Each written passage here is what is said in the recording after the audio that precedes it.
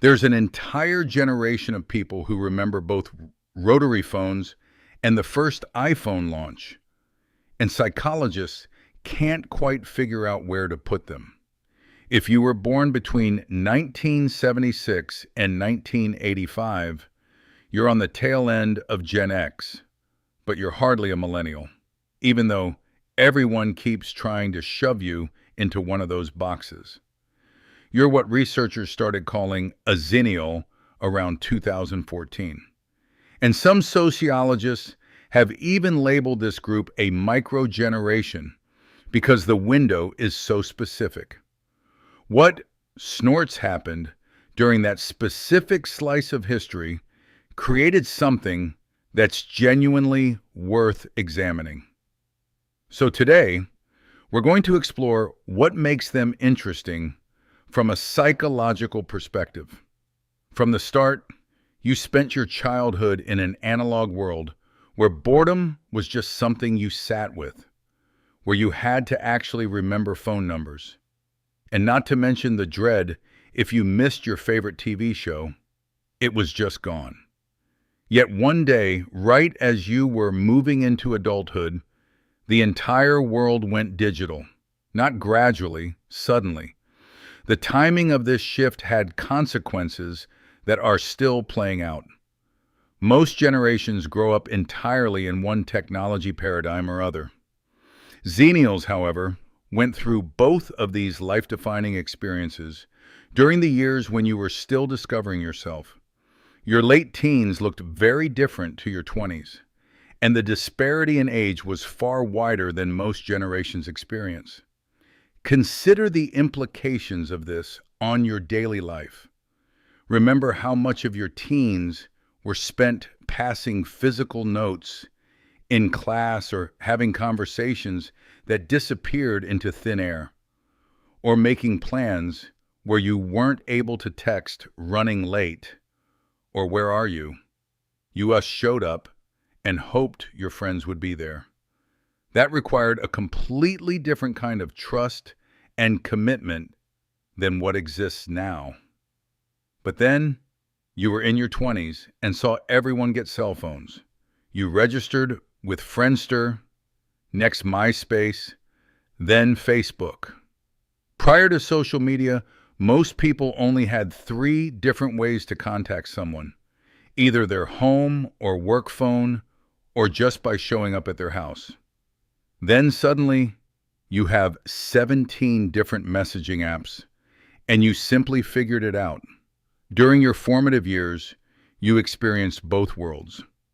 According to research on brain development, the prefrontal cortex, the region that mediates our ability to adapt to new situations and learn complex skills, is still maturing until roughly the age of 25. A study published in Nature Neuroscience found that this region matures well into the 20s. This means that Xennials were still in this high plasticity window when the technological landscape went through a complete overhaul. You were young enough that picking up new technology felt natural, but old enough to remember what came just before it. Due to being adults when technology first appeared, Gen Xers can sometimes be a bit skeptical of technology. Millennials, particularly the younger ones, have no real memory of life without the internet. If you're a Xennial, though, you've experienced both things, which has created a kind of bilingualism that is pretty rare. You can have a face-to-face conversation without checking your phone every 30 seconds. But you also don't get anxious about learning new software. You remember what it felt like to be genuinely unreachable for hours at a time, which is an experience a lot of younger people simply don't have. But you're snorts, also not intimidated by technology the way some older generations are. And this shows up in ways you might not even notice. Like you probably have a different relationship with privacy than other generations. You grew up in a world where your embarrassing moments just faded into memory instead of living forever on social media. That seventh grade haircut, that breakup, that drunk night at a party, there's no photo evidence. It just exists in the stories people tell. This creates a fundamentally different relationship with your past. Your memories could evolve, could become stories, could change shape over time the way human memory naturally works. You weren't trapped by documentation.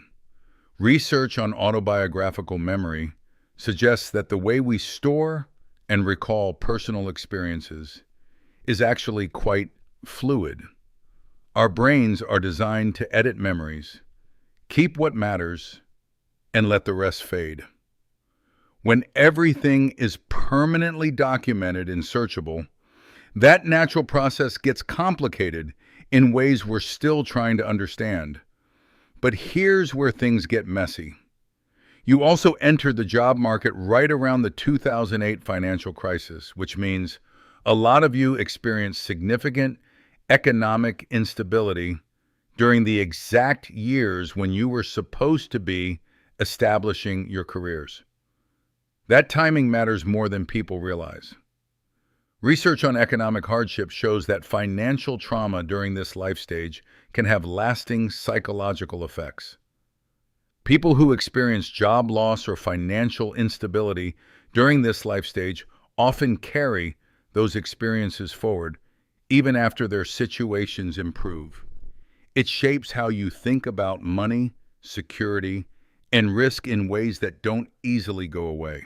So, you've got this generation that learned to adapt to massive technological change, but also got economically burned right when you were trying to build stability. You can navigate change because you had to, but you might also have this underlying current of what if it all falls apart again running through your decision M. And nobody really talks about this combination.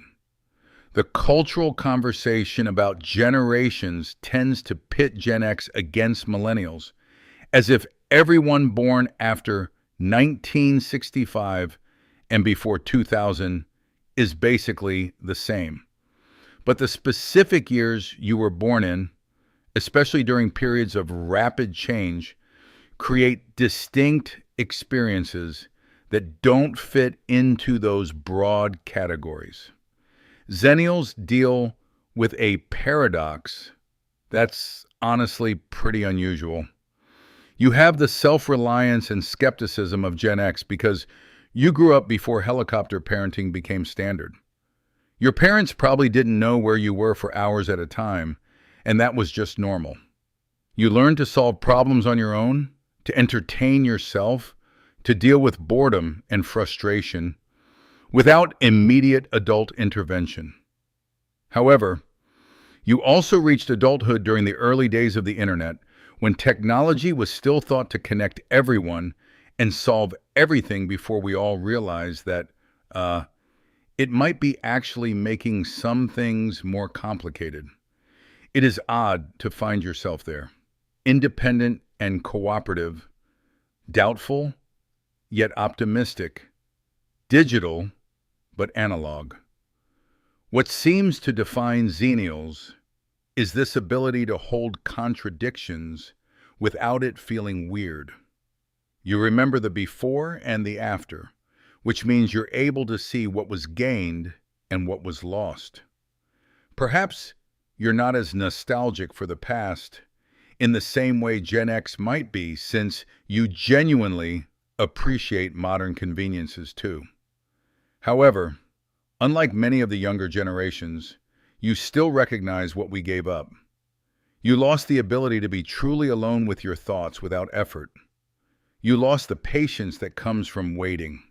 You lost a certain kind of presence that existed when there wasn't always something else competing for your attention. But you gained connection, information, and possibilities your younger self couldn't have imagined. If you're a Xennial, you probably feel like you don't quite fit in anywhere. Too young for some things and too old for others. Caught between two worlds. It's not a fault. That's actually the defining feature of your generation's experience. In a world that keeps changing faster than anyone can predict, having lived through one massive transition might be one of the most valuable things you could have learned. You've adapted to a transitional lifestyle. The environment in which you were raised doesn't necessarily have to be the one in which you live forever. The Xennial experience is worth knowing about because of that more than anything. Not because you're special in some superior way, but because you lived through a specific moment in history that taught you something the rest of us are still trying to figure out: how to adapt without losing yourself in the process. If this resonated with you, I'd really appreciate you subscribing. And if you want to help me keep making content like this, consider becoming a channel member. Your support genuinely means a lot. I've got some other videos queued up that I think you'll connect with. Different topics, but the same kind of depth. I'll see you in the next one.